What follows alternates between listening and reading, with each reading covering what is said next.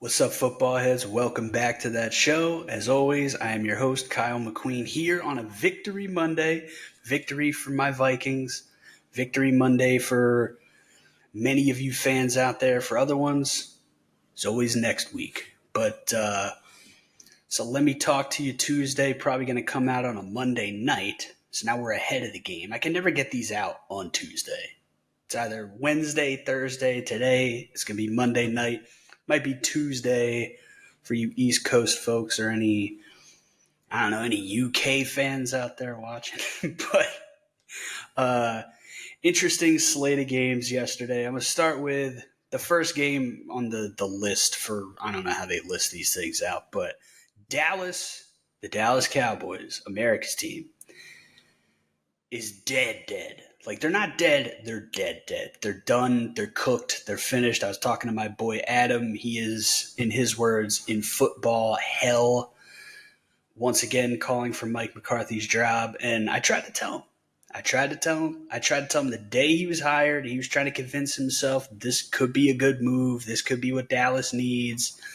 And I said, listen, this man might have a Super Bowl, but he ain't a Super Bowl caliber coach. You ain't going to win a Super Bowl with Mike McCarthy as your coach in Dallas. It's just not going to happen. And now here we are. It has not happened, and he's going to get fired before it happens because it's just not going to happen. But I don't know, man. I watched a good bit of that game. My Vikings played Sunday night, so my Sunday was full of just two TVs and a computer monitor and flipping through the games and just catching what I can. And from what I saw from the Dallas game, there's no attention to detail. They're very much, I feel like, a front-running sort of team, a front-running sort of organization in many ways. When things are going good, like, everyone can kind of stay locked in doing the right things. And, like, even when someone does some bonehead shit, like, it's not backbreaking because everyone else is clicking and is doing what they need to do. But part of this is Mike McCarthy, part of it's the Cowboys. There's a lack of attention to detail on the little things. And, like, it's football. It's a game of inches. It's a game of millimeters at times. I mean, how many times do you see a sideline catch or a catch in the back of the end zone where it's like literally a blade of grass between it being a catch or not a catch because it's out of bounds. So, but beyond that, it's just they just look listless. There's just a lot of little things that go wrong, just little attention to detail things that they're not doing. And at this point in the season, there's no expectation that that's going to kick up into another gear and that they're going to figure it out. Like, it just feels like, not that they're not going to win another game, but I just don't see how this Dallas team, despite the way they're built, because they have an incredibly talented roster, I don't see how they're going to figure this out, how they're going to turn it around in any sort of significant or meaningful way. Dak's going to be out now with the hamstring for a few weeks, so you're going to get the Cooper Rush experience. And not that Cooper Rush is a bad backup by any stretch. He beat the Vikings before. But I don't know. It's just he's not one of those guys. Like, when Jameis came in for the Browns last week, you felt like it's going to give him a boost. It's going to give him some juice. Back in the day, Ryan Fitzpatrick, if he had to step in, you felt like they were going to get a boost. They were going to get some juice from this guy. Cooper Rush just strikes me as like he's a solid backup quarterback. He can run the offense. He's not terrible. He doesn't have a noodle arm, but there's no he's just not juicing the team up by stepping into the lineup. So Dallas is dead. There's really no way around it. As far as the Falcons go, I mean, they handled their business. The score ended up being closer than the game actually was. Kirk talked after the game about going up against Mike Zimmer, which, in a different world, in a different universe, this could have been a much bigger game with bigger implications where you get that big Kirk versus Zim showdown. You get the narrative and can really, build a whole week of hype, not around that, but, that being a big part of it. And their tension, and maybe this is just coming from a Vikings fan that was privy to all of those details, but Kirk spoke glowingly of Zim and said, he varied the fronts and kept them on their toes, and they really had to pay attention to the details to be successful. And Kirk, if nothing else, is very good when it comes to attention to detail things. But I'm not really sure what to make of Atlanta just yet. Like they're 6-3, so obviously they've put themselves in a great position to win the NFC South. The Bucks probably, prior to the wide receiver injuries, you would give an edge to a little bit just because they have more continuity with Baker having been there last year, and just maybe a little more talent or a little more experienced talent, and just that continuity. But with Godwin being out for the year and Mike Evans being out now for however long he's going to be out for, it feels like the Bucs are going to kind of take a step back, which the Bucs have the strongest strength of schedule and the strongest strength of victory in the NFC. And, you look at the wins on their schedule, and like the Bucs were shaping up to be, a potential NFC contender, but it's going to be tough when you lose your top two weapons. Even with Baker playing good football, like they don't have a dominant run game. I feel like they're establishing it a little bit more. We talked about it on the pick show last week with Bucky Irving, and Rachaad White has done great things for me in fantasy football in my last season playing fantasy football, my last championship as a fantasy football competitor. So I'm always have love for Rachaad White, but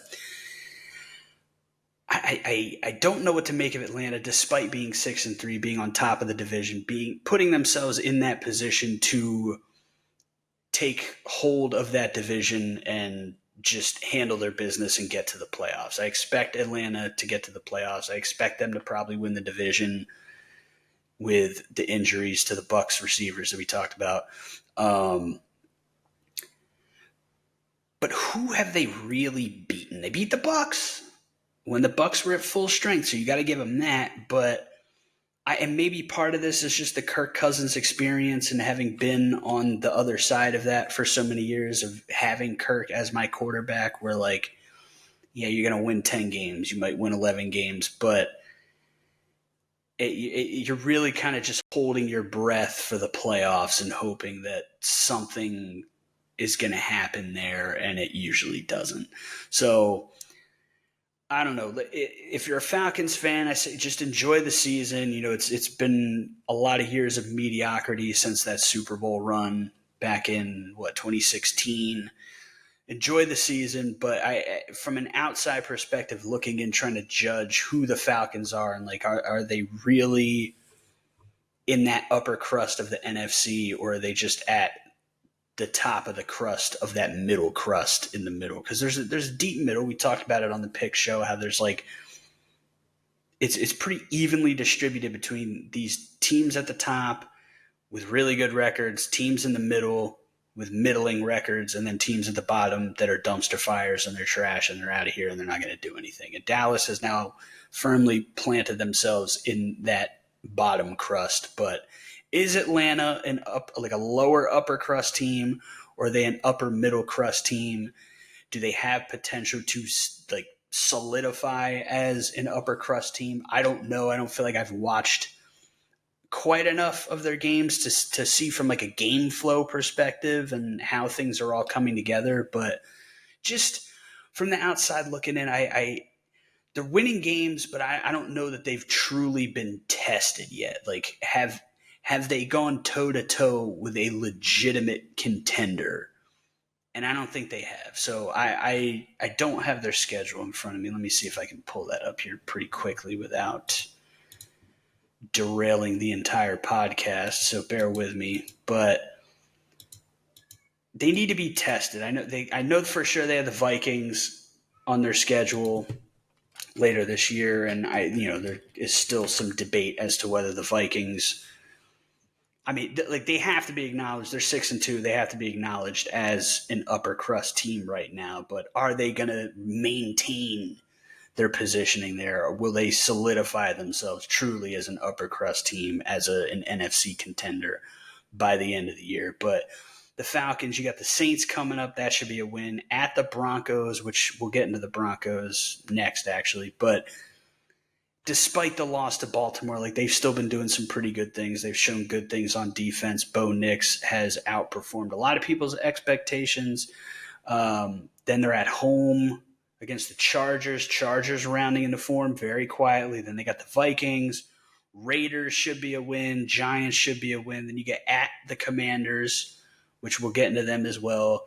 And then they finish up with the Panthers. So, I mean, you're looking here, Saints should be a dub, Raiders should be a dub, Giants should be a dub, Panthers should be a dub. That's 10 wins right there. So even if you lose to the Broncos, lose to the Chargers, lose to the Vikings, lose to the Commanders, it's a 10-win team. And you like to think of those games, specifically like Broncos, Chargers, get one of those. Like, this should be an 11-win team. But where in here you really tested, your two biggest tests that you got left are the Commanders and the Vikings, who are two current upper crust teams. But the thing with those two teams is there is room to pick them apart. With the Vikings have played some very tough games, and they've been in tough games, and they've won tough games against good opponents like the Texans, Green Bay.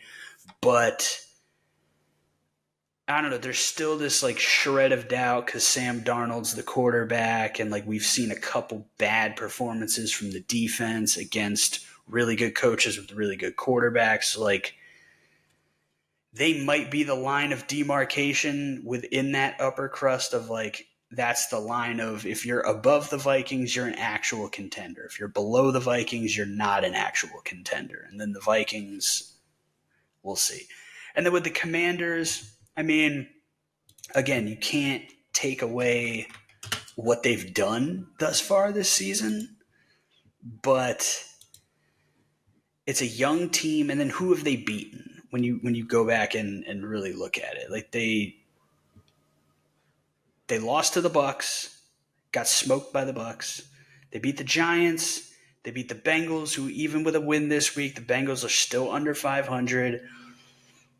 They beat the dog shit out of the Cardinals, who are now above 500 and are starting to surge. So you can give them some credit there. But again, like the Cardinals are not a team that we're not putting the Cardinals just yet in the same conversation as the Detroit Lions or the Kansas City Chiefs or Baltimore or Buffalo or some of these other teams that are established year after year as being legit contenders. They beat the Browns, lost to the Ravens, beat the Panthers, beat the Bears, beat the Giants. Like, the Commanders are another team. Like, they're real big tests, I would say, the Bucs and the Ravens, and they lost both of those games. So again, I'm not trying to talk shit about the Commanders. They're 7-2. You can't, if you're a Commanders fan, in your wildest dreams, I don't know that you saw them at 7-2 at this point in the season. So I don't know. We'll see, but that's kind of where I'm at with the Falcons. Is I don't know what to make of them just yet. I acknowledge that they're a good team for sure. They're a team that, like, when the Vikings play them later in the year, I'm not writing it's like, oh yeah, we're going to beat the Falcons. It's a winnable game, but it's a winnable game for the Falcons as well. So we'll see, but I don't know. I guess Falcons fans out there, let me know how confident are you? And then I'll judge as a man who has had Kirk Cousins as his quarterback for a number of years if I feel like this is false Kirk Cousins confidence, or if I'm just not paying enough attention to the Falcons to see that they are doing all these little things right in all these different areas and that they are capable of solidifying themselves as an upper crust team. But speaking of upper crust teams, the Baltimore Ravens get a nice bounce back win. Beat the dog shit out of the Denver Broncos, which I don't know that anyone saw that coming. Probably a lot of people picked Baltimore. I flirted with picking Denver. I honestly don't remember if I picked Denver or not. Didn't feel good about it, but there was just I don't know, loose thought in my mind. Maybe Denver comes and pulls this off. But was never really in question. Like, this is the type of Baltimore team you want to see week to week, and this is the type of team that they are typically week to week. Every time you think they've shaken the fourth quarter issues and flirting with disaster in the fourth quarter of some of these games, then they have a week like they had last week against the Browns, and a lot of that too is just the juice from Jameis Winston and just that energy he was going to bring to the table and having to deal with that. But I don't know, if you're a Ravens fan, I still feel like you can't quite be comfortable in the fourth quarter no matter what. And ultimately, at the end of the day, like, we've seen Baltimore with Lamar have great regular seasons. We've seen Baltimore with Lamar get to the AFC Championship game. I said it last week, I think it was on the Pick Show, that I'm a massive Lamar fan, massive Lamar defender. I firmly believe he is a Super Bowl caliber quarterback.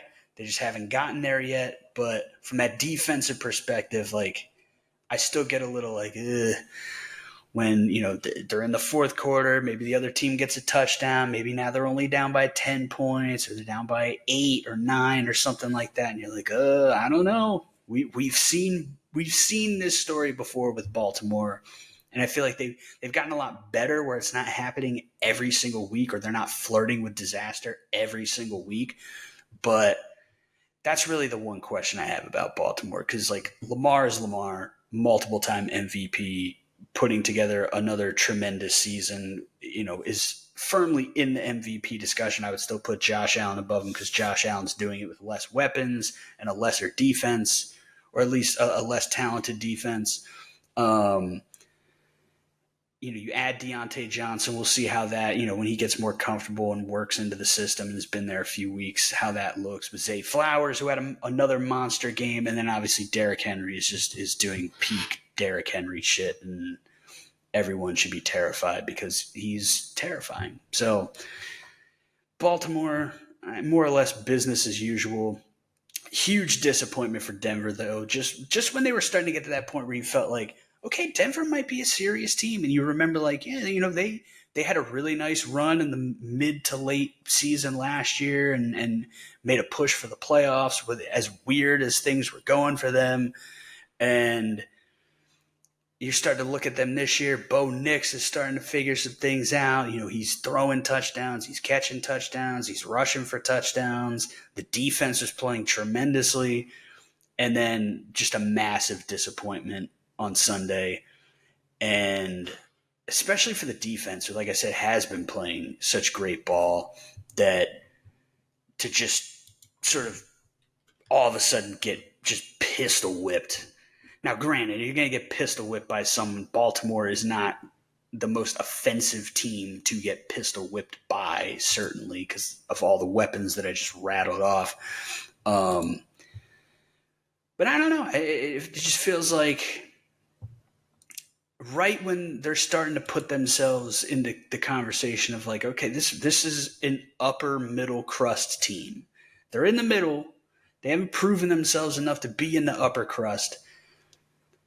But they're certainly above all these middling teams. And I think still in general, we probably should consider them that. And like, again, there's no shame in losing to Baltimore. And there's less shame in getting throttled by Baltimore than getting throttled by most other teams in the league. But it's not something I'm not, super concerned about. But at the same time, it's like not the best time to get whipped. Like, in an ideal world, if you're the Broncos and you were starting to put things together and your defense is playing lights out and Bo Nix is doing his thing and the offense is starting to get it figured out a little bit, this is one of those games ideal where it's like, if you lose, but you lose a close game, even if it's a 2-score game, but like for, 3.5 quarters, you feel like you were really in there, and then Baltimore just kind of closed the door on you late because Baltimore is a top contender, that you could feel good about it. Like, yeah, we stood toe to toe with them for 3 quarters, 3.5 quarters, but that was not the case here. So I don't know. Back to the drawing board. Not sure who Denver plays next week. Let's take a look at that and see what their upcoming schedule looks like. what they got coming up. They got at Kansas City next week. And then they play host to the Falcons, we had talked about. Then they get the Raiders, Browns, Colts. Then we got Chargers, Bengals, and then another Chiefs game to end the season. Now, the Chiefs, the way they're going, they might have things locked up by then. So you might steal a win there, but I mean, 2 Chiefs games, the Falcons game, Chargers game, the Bengals in the penultimate week of the season, where if they, I don't want to say continue their upward trajectory, because I wouldn't call one win an upward trajectory, but like we all expect the Bengals to be better than a below 500 team. So they still got some tough games on the schedule, but you got some winnable games. You got the Raiders, you got the Browns, you got the Colts. So I don't know, that right there, if you can get those 3 games, that gives you 8 wins. Then, if you can get either the Falcons or the Chargers game, if you can get at least one of Falcons, Chargers, Bengals, that puts you at 9. And then if the Chiefs are resting starters in the last weekend, you can grab that. Maybe you get to 10-7 and you might sneak into the playoffs. So the Broncos are still in a pretty solid spot, but you just like to see them be a little more competitive than they were against Baltimore, even with Baltimore being capable of being the juggernaut that they were last week. Speaking of juggernauts, I don't know if they necessarily have been a juggernaut this year, but we're sort of used to them being like the juggernaut pistol whipping teams back and forth across the league. And they get a good divisional win, create even more separation in the AFC East. Buffalo Bills, they still own the Miami Dolphins. They squished the fish.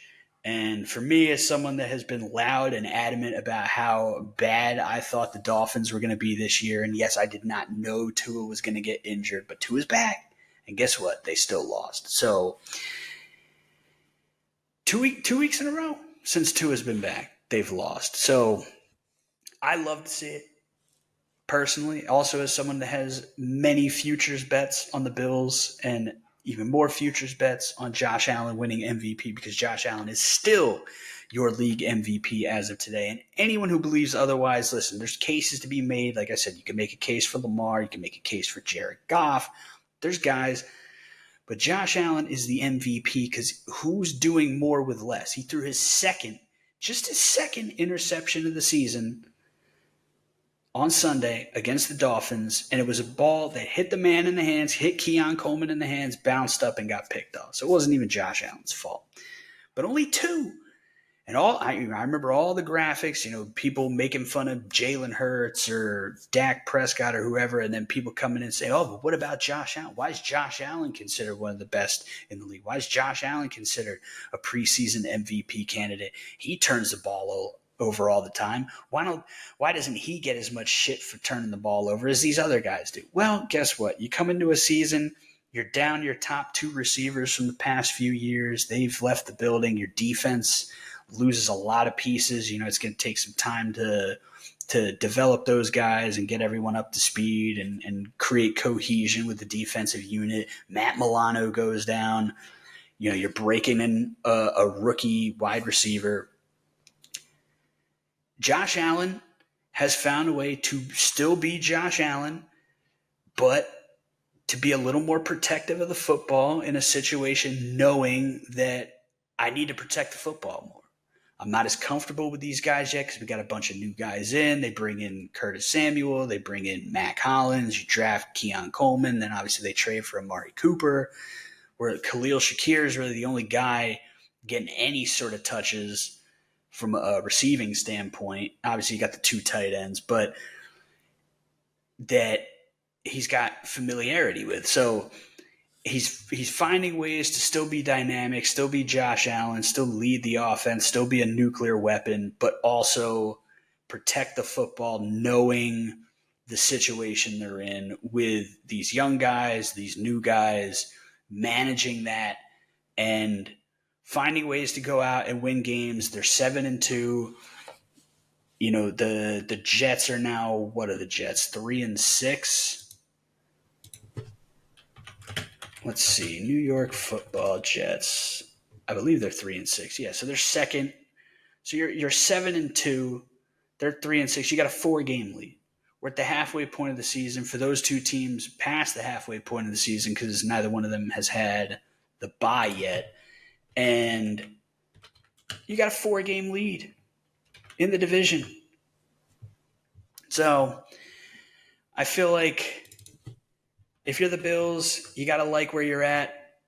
7-2, firm grasp. I came on here last week and I said the division's already locked up, and they are factually locked up. Maybe not technically factually, not scientifically, but from my point of view, it's done. Ain't nobody catching them. So knowing that you're breaking in all this new talent on offense, you trade Diggs, you lose Gabe Davis, you lose a ton of pieces on the defense. To be 7-2, firm control of the division. If you're a Bills fan, you got to love that. I don't see it slowing down. Let's take a look at their schedule. If we can see how they're – I mean, obviously they're going to have some divisional games in here against these dog shit opponents. They got the Colts next week, very winnable game. Then we got a few games in here. Then we got a stretch. So this is where we're going to find out where exactly the Bills stack up against the rest of the league in terms of what's the tier of contenders, who's ranked where, who do we like above everyone else. Because they play host to the Chiefs, play host to the 49ers. Well, I guess they got a bye in there. Then they play host to the 49ers. Then at the Rams, at Detroit, before finishing off with Patriots, Jets, Patriots. So that Chiefs, Niners, Rams, Lions run is going to be very key for these Bills and deciding, they're a contender, but are they a truly legitimate top contender? They're always going to be in the mix because they got Josh Allen. They got a nuclear weapon at quarterback. But if you can't beat the Chiefs, if you can't beat the Lions, like, where are you at with that? But if you lose those games, but they're tight, and you feel like the young guys and the new guys are it's building confidence. Again, like we talked about with Denver and Baltimore. If Denver kept it close the whole game, you can lose and still come away thinking like, yeah, we could beat those guys. Denver, I don't think, comes away from that game yesterday thinking, yeah, we could beat those guys. But if the Bills can come away from the Chiefs game, the Lions game, thinking, yeah, we can beat those guys, then maybe they are a top contender. I'm not going to bet against them. In fact, I'm betting on them, so I very much am in the Bills camp. But that's going to be the real key stretch. Then you got to get those two Patriots games. We'll see where the Jets are at by December 29th. Can they build off of that win that they got on Thursday night over Houston? Or is it just going to be this weird sort of back and forth kind of deal? But that game is in Buffalo in the penultimate week of the season. So that certainly will play into Buffalo's hands. But you got 7 wins. You should beat the Colts. You beat the Pats twice. That's 10 wins right there. That's like, are the Jets not going to lose another game? You win those 3 games, you're more or less, you lock up the division. So they've put themselves in a great spot. I think if you're a Bills fan, I don't think you're thinking about the division. I think you're thinking about that 4-game stretch right there where you're playing some of these, you're playing 2 top contenders, playing the 2 teams with the 2 best records in the league in Kansas City and Detroit, and then 2 other teams in the Niners and the Rams. It started slow, but they're starting to get back in the swing of things. Probably going to be healthier by the time the 49ers game is December 1st. So it's like a month away. The Rams game the week after that. So if those 2 teams are healthy and then they have a full month to really keep ramping up, like the Rams are on a win streak right now. Niners coming off a bye, coming off a win. They should be able to get back into the swing of things if they get Christian McCaffrey back here at some point. So that's going to be a critical stretch for the Bills. But I like the Bills, man. I'm telling you, Josh Allen, he's the MVP. There's no way around it. There's just no way around it. He's doing more with less than anybody else in the league. And it's not that he doesn't have talent. Obviously now Amari Cooper's in there. Amari Cooper's a great player. But I don't know. I just feel like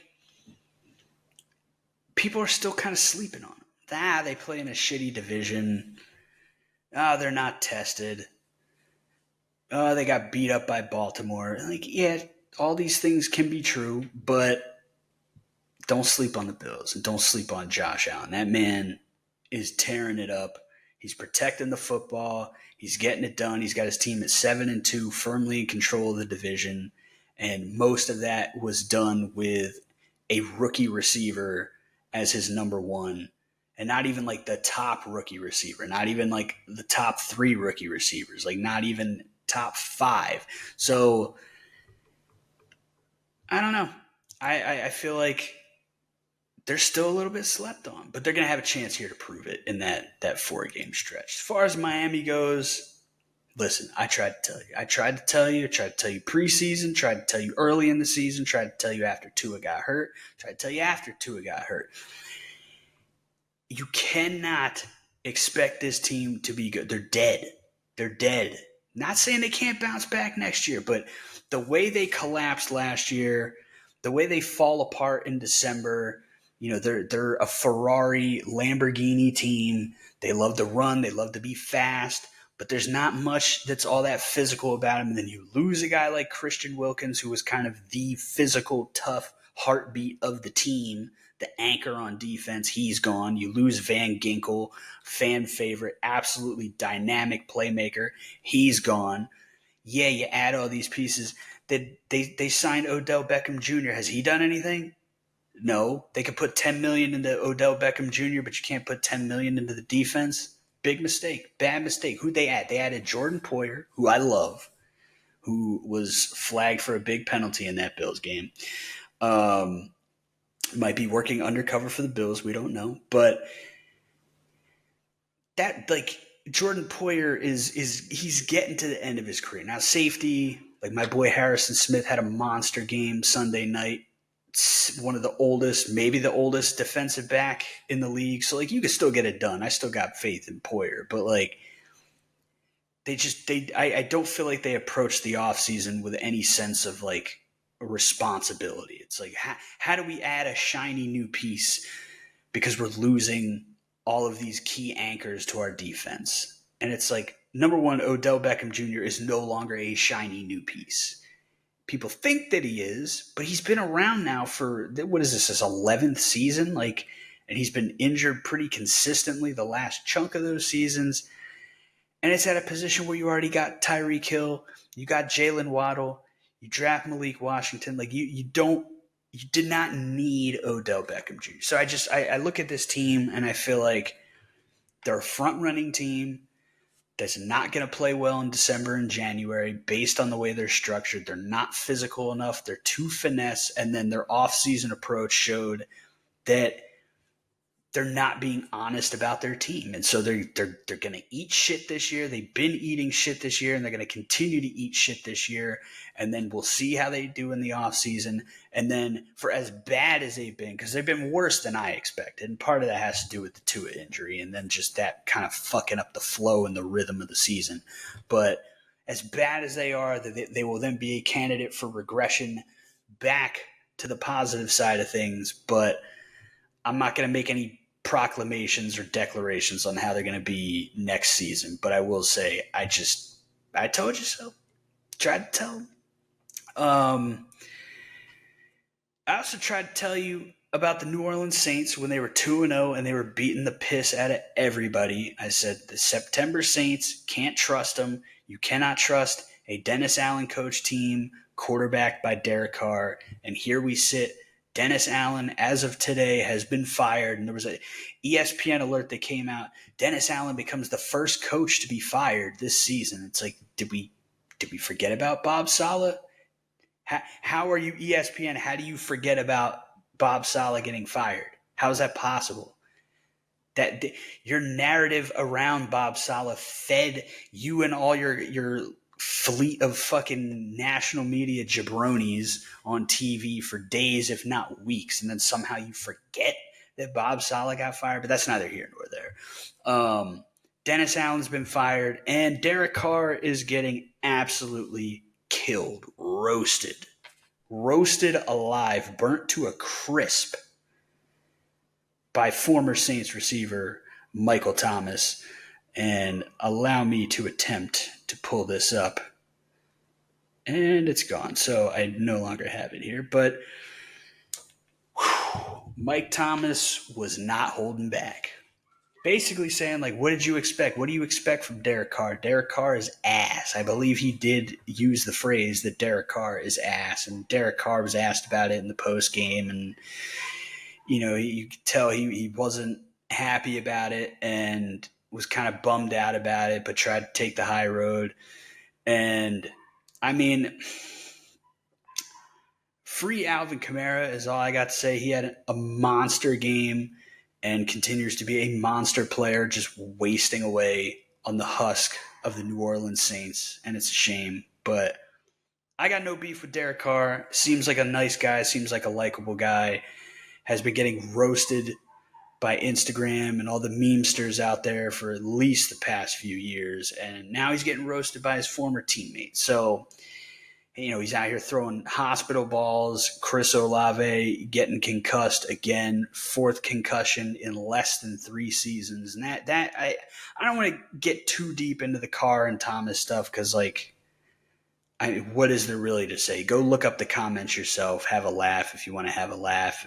And if you're a Saints fan, understand that, yeah, we fucked up and we suck. And that's that. But I want to know. I had a conversation with Adam about this last night because he's been one of the most fierce in terms of the media needs to stop telling Tua that he needs to retire. They need to stop gaslighting Tua into thinking that he needs to retire. The only thing that matters is what do the doctors say, what do the MRIs say, and what do you and your family decide. The media should not be pushing this narrative onto Tua that he needs to retire. So I want to know, and Adam brought this up to me, and so this is, I want to know vis-a-vis Adam wanting to know, and Adam wants to know in a very rhetorical way, whereas I genuinely want to know, is the media going to call for Chris Olave to retire the way they called for Tua to retire? Because, straight up, a receiver is in a position to get hit and get concussed far more often than a quarterback is. So Chris Olave is going to be under more stress. He's going to be in more situations to get a 5th concussion and a 6th concussion than Tua is. Again, 4 concussions in less than 3 full seasons. Is the media going to call for Chris Olave to retire? They better. If they want to be consistent, they better. If not, then it shows that it's all about the narratives. It's all about, seeing him in the fencing position on the ground and how horrible that looked. And it was a jarring visual that we had never really seen that adds a legitimate gravity to it. So you can't blame the media for that. But if they want to sit up here on their high horses and call for people to retire without, number one, they shouldn't be looking at anyone's information from the doctors. They shouldn't be looking at the MRIs, and they can't, and they're not. But again, they're not looking at the documents. They're not looking at the medical documents. They don't know what the doctors are saying. So they want to sit up here and grandstand and sit on their high horse and tell Tua that he needs to retire. He needs to think about his family. He needs to think about his future. Then they better do the exact same thing with Chris Olave. I hope they don't, because Chris Olave should not be gaslit the way Tua has been gaslit. But if the media wants to avoid being called out for the millionth time, and if they do the consistent thing here, then I'm sure within 24 hours they will do something to be called out for the millionth time for their hypocrisy. But if you're going to have that energy with Tua, you better keep it with Chris Olave, because 100% Chris Olave, especially with Derek Carr throwing him hospital balls, is going to face more situations where he's more likely to get a concussion than Tua is. But I don't want to dwell too much on that. Just food for thought. Also, they played the Panthers. Panthers get a win. I had a feeling, we talked about it on the pick show, but I also said on the pick show that I cannot pick the Carolina Panthers. And now here they sit with 2 wins in 2 weeks where I had a feeling and said, but I can't pick them. And I will still sit here and say, yeah, can't pick the Panthers. Can't do it. But just know if I get another feeling down the line, the 2 times I had a feeling were the 2 wins they had. So if I say in the pick show, I got a feeling on the Panthers, but you can't pick the Panthers, maybe sprinkle a little, just a little cash, just a little bit on Panthers money line. This is not sports betting advice, but I don't want to dwell on that too much. You got to be happy for Bryce Young. He gets a win. You got to be happy for the Panthers. The Panthers fans, at least for 1 week, can sit back and not be just abject losers. So shouts out to them, but you're still dead. Speaking of dead, the Las Vegas Raiders, I always want to say Oakland. I'm never going to untrain myself from the Oakland Raiders. But the Las Vegas Raiders are dead in the way that the Dallas Cowboys are dead. They fired Luke Getsy, their offensive coordinator, today, which makes perfect sense. I don't know how much more time Antonio Pierce is going to get. Especially Tom Brady coming in. Not that he has anything against AP other than AP being a part of those Giants teams that beat him in the Super Bowl. But they say Tom Brady's going to be more involved, and he's going to be very involved in the football decisions. So, how does he feel about Antonio Pierce's coach? Obviously, things are not going well. Devontae Adams forced his trade out. Max Crosby continues to say he doesn't want to be traded.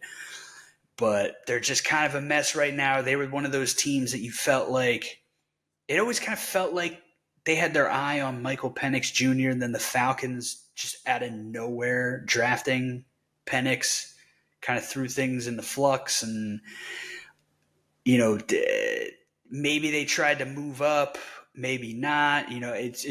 Sean Payton sat up there and said, I bluffed and I forced the Vikings to trade up 1 spot with the Jets to take J.J. McCarthy because we were going to sit here. We always knew we wanted with Bo Nix.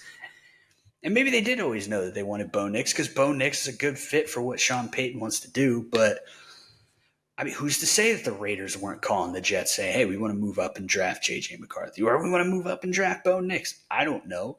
But regardless, you look at all those QB-hungry teams in the first half of the draft from this past offseason, and the one team that kind of needed a quarterback or needed a young quarterback to, at the very least, groom that did not end up with one was the Raiders. So, early on before Jaden Daniels was being considered a top 3 pick, a lot of, they'd drawn the connection between Antonio Pierce and Jaden Daniels. And man, the Raiders might be alive if they had Jaden Daniels, but obviously that was not going to happen, being at pick 13 and Jaden Daniels going 2nd overall. But the Raiders are dead.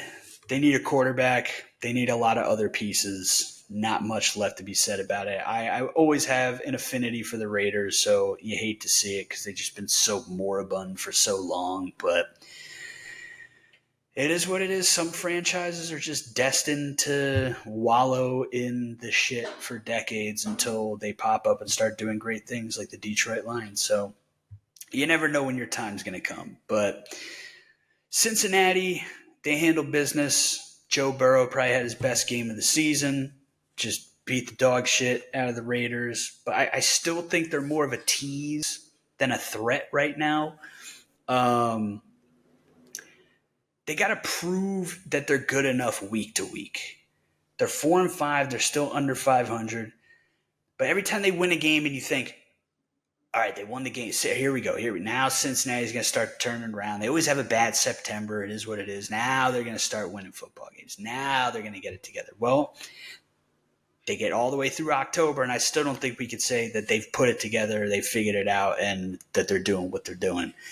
So you're always going to feel like they're a threat because of Joe Burrow and Jamar Chase, and like we've seen them go to the Super Bowl in the not too distant past. But until they start stacking wins together and until they beat some quality opponents, again, I still think they're more of a tease than a threat right now. I think they're a threat in any individual game. Like Cincinnati is capable of beating anybody on any given Sunday, but in terms of the long term, in terms of playing into the playoff race, right now with the way Baltimore's handling business, the way Pittsburgh's handling business, more of a wild card situation. But even if you're a fan of a team that's firmly in the wild card hunt in the AFC, I still feel like you got to look at this and say they're more of a tease than a threat. But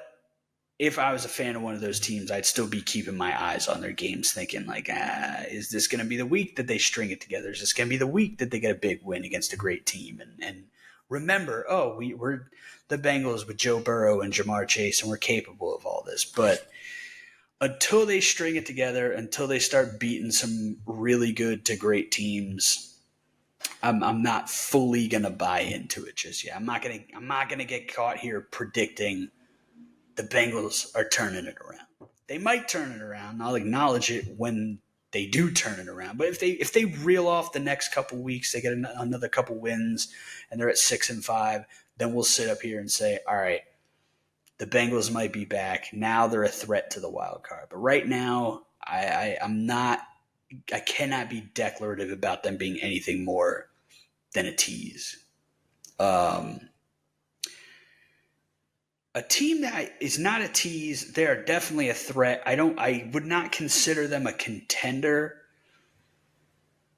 but they've been quietly building. The Los Angeles Chargers, which is another team. I always want to say San Diego, but Chargers quietly building. They've got themselves in a really nice spot. They're winning football games. They're winning football games handily. They're 5-3. Again, you're on pace for 10 or 11 wins. You're handling business. They got the Titans coming up. They got the Bengals coming up in LA. Then they got a string of tough games. You got the Ravens, you got the Falcons, you got the Chiefs, you got the Bucks. Mike Evans will probably be back by then. You get the Broncos. Then you finish off with the Pats and the Raiders, which they should get those 2 wins. You should get that Titans win. That's 8 wins right there. So as long as they can avoid dropping Bengals, Ravens, Falcons, Chiefs, Bucks, Broncos all in a row, like the Chargers should win 10 games this year. And that's that you can't sleep. You cannot sleep on Jim Harbaugh. You can't do it. It's if you find yourself sleeping on Jim Harbaugh, you're making a mistake. Guaranteed. Because this is what he does. This is what he does. He comes in and he turns things around quicker than you think.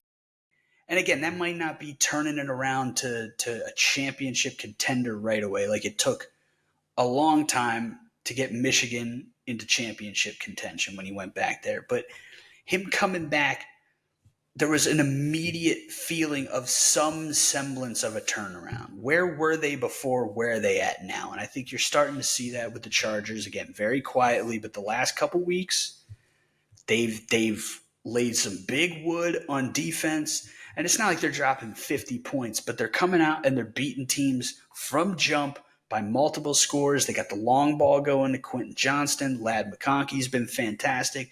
J.K. Dobbins continues to run week after week, getting in the end zone. It's another thing that I tend to bet every week, and it hits every week. J.K. Dobbins in the end zone. This is not sports betting advice, but you got to love where the Chargers are at right now. Again, I'm not saying they're a contender. I'm not saying they're going to win a playoff game. I'm not saying they're not going to win a playoff game. But I certainly am not saying that they're a Super Bowl contender. Not just yet. But this is a team that should be poised to make the playoffs, maybe win a playoff game. And again, when you look at this schedule, let's say the Bengals win next week and they get to 500. That's a big showdown. If the Chargers beat the Titans, they're at 6-3. Bengals are at 5-5, coming off 2 straight wins. What happens there? But then you got Bengals, Ravens, Falcons, Chiefs, Bucks, Broncos. Specifically that like Bengals, Ravens, Falcons, Chiefs, Bucks possibly should be with Mike Evans back and maybe a couple weeks to kind of get back up to speed a little bit, even without Godwin. But that stretch right there we're going to find out about a lot about who the Chargers are this season. The Harbaugh Bowl on Monday Night Football on November 25th.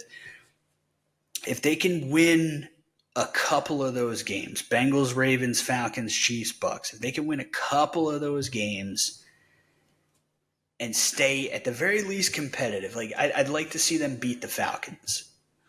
I'd like to see them beat the Bucks. I'd like to see them beat the Bengals.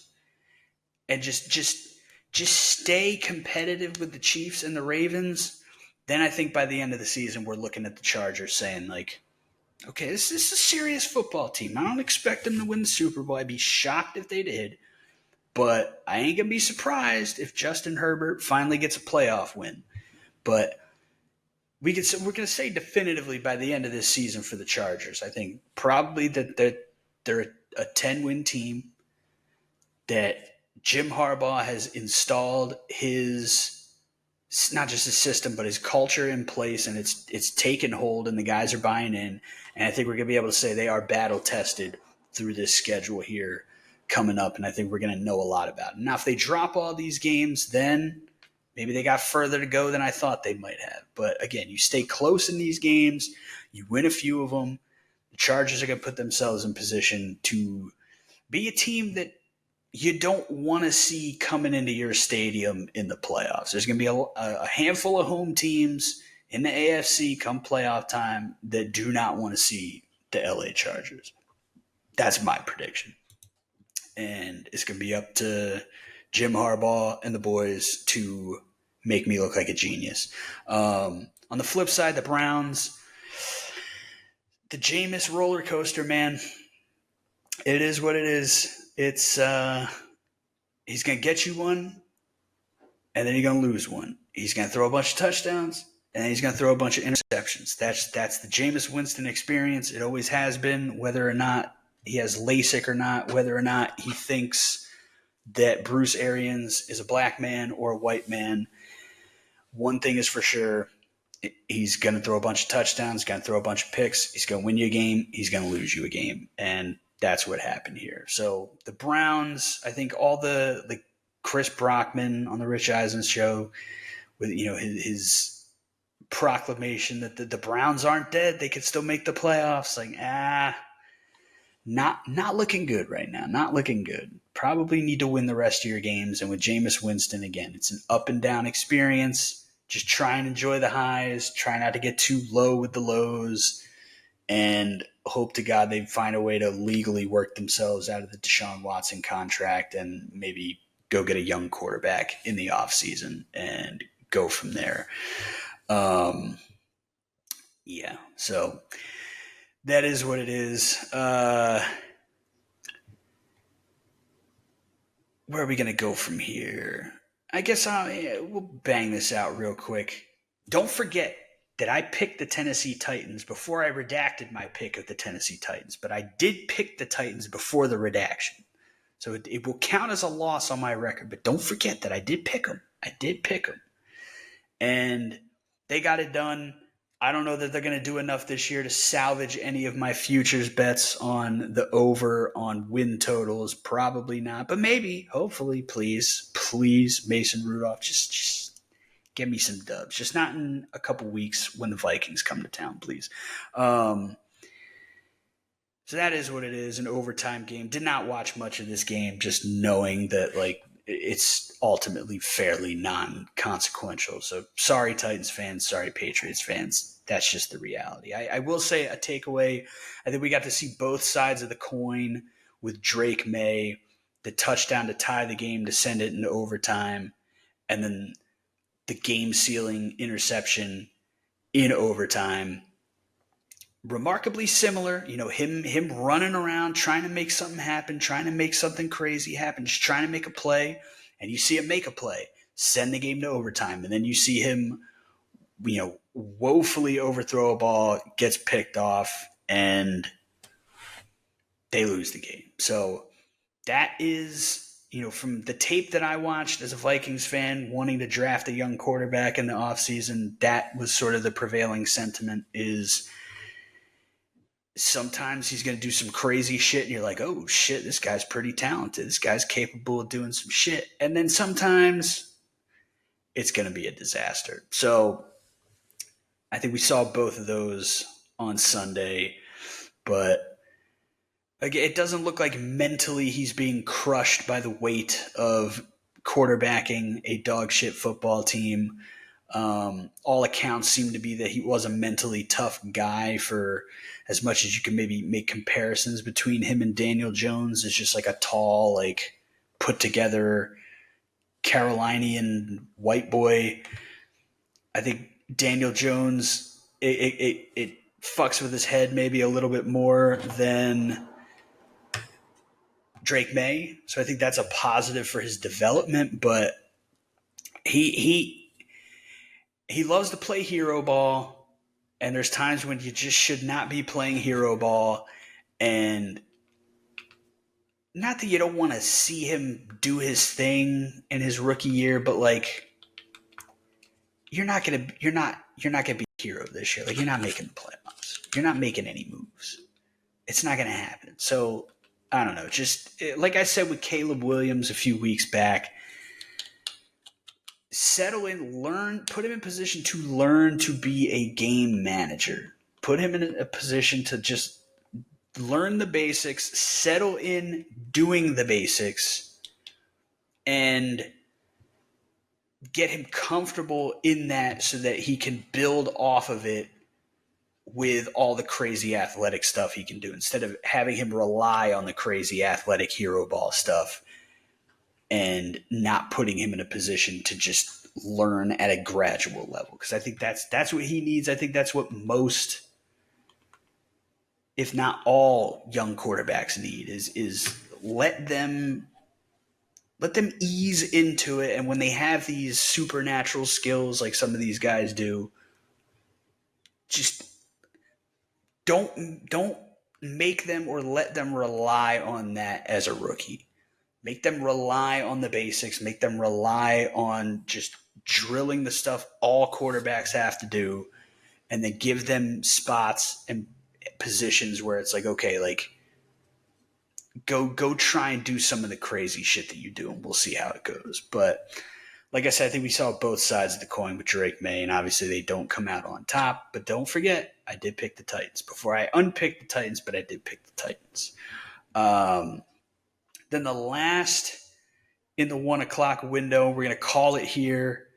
This will go up, and then part 2 will come out probably Tuesday night, and we'll cover the afternoon games and the Sunday night football game and the Monday night football game. But we spoke a little bit on them earlier. The Commanders, they ain't going anywhere. They don't have those quality wins. They don't have those crazy, like, top tier wins over top contenders, but they ain't going anywhere. You're at 7-2. Like, you only need 3 more wins really to put yourself at the very least in the mix for the 7th playoff spot. Now, the NFC has a very good top and a very solid middle this season. So 10 wins might not get you into the playoffs, but you look at their schedule coming up. They got the Steelers coming into town. That's going to be a tough game the way the Steelers are playing, especially the way the Steelers defense is playing. Russ looking solid. Then they got to go to Philly. Then they host the Cowboys. They host the Titans. They go to New Orleans. That right there, Cowboys, Titans, Saints. I mean, that's 3 games. That's 3 games you should win. That puts you at 10 wins already. Then you host Philly, host Atlanta, go to Dallas. So even, I don't want to disrespect the Cowboys. Let's say you split that series. You still got a Cowboys win, and then you got the Titans and Saints. If you can handle your business there, that's 10 wins. Then you got the Steelers, 2 Eagles games, and the Falcons. You get just one of those games, that's going to put you at 11 wins, and that's probably going to put you in the playoffs. Commanders, like I said, they're not going anywhere. But those 2 Eagles games, the Falcons game, and the Steelers games or the Steelers game.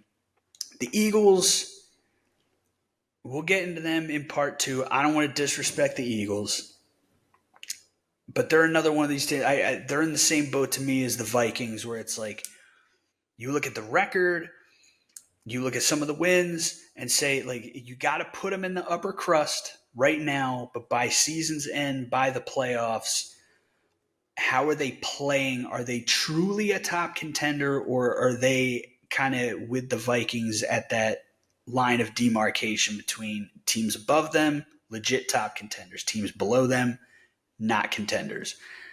Where are they going to fall? So they last week and the first half this week, they looked fantastic. And I'm not going to let me not dive into the Eagles. We'll set the table for part two. But either way, with the Commanders, you got the Steelers, 2 Eagles games, Falcons game. It's not top contenders. There's no Baltimores. There's no Detroits. You're in a position here to face some teams kind of in that same tier as you were. Like, you're not, despite the record, you can't be considered a top contender. They just can't be, because they don't have the quality wins yet. They haven't faced the quality opponents. They haven't been tested enough.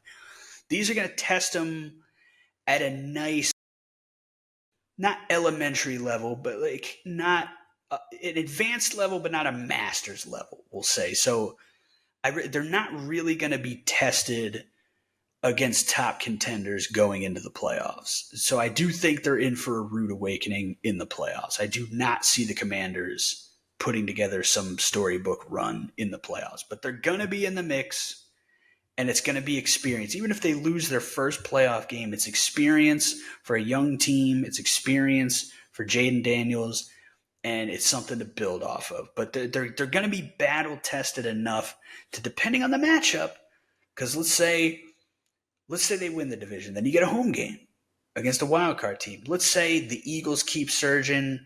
Maybe they win both of these games. They're able to jump the Commanders. Maybe they're the top wild card team because they still string together a bunch of wins. Maybe you get a first-round matchup against a team in the West that's beat up a little bit because of how tough that division is.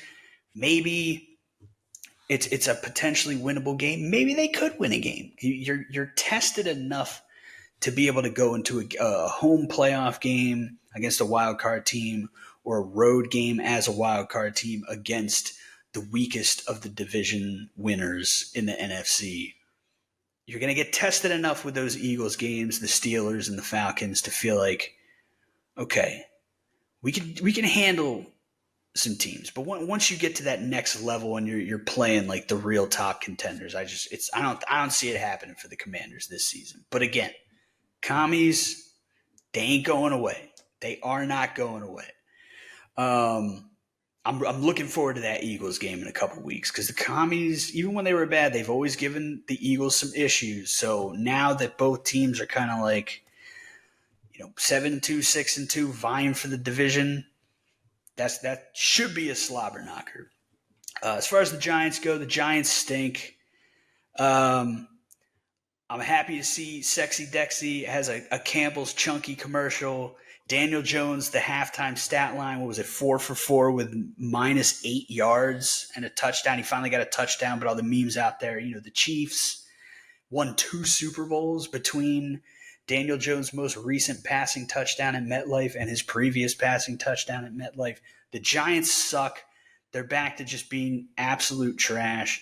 It is what it is. They got talent on the team, but Daniel Jones is just it's done. I hope Daboll keeps his job and he gets to pick his quarterback instead of having to be handcuffed to a guy that some other organization picked before he got there. But I feel like Giants fans out there, man, I feel for you. They're just ready for the Daniel Jones experience to be over, and we're getting close. About a half a season left, and then you never have to deal with this man again. But that's it for part 1. That's all the early games from week 9. We'll be back with part 2 for the afternoon games and the primetime games. Breaking into that. I'm excited to talk about Philly. I'm excited to talk about Detroit and Green Bay. That game did not go how I thought it was going to go. Of course, I'm excited to talk about my Vikings, but I appreciate you tuning in. Like, subscribe, follow, all the good stuff. Please do it. Please spread the word. I really appreciate you guys, the small smattering of people that do tune in on a weekly basis, that do watch and listen to and consume the content. I appreciate you. And until part 2, take it easy, football heads. Let me talk to you.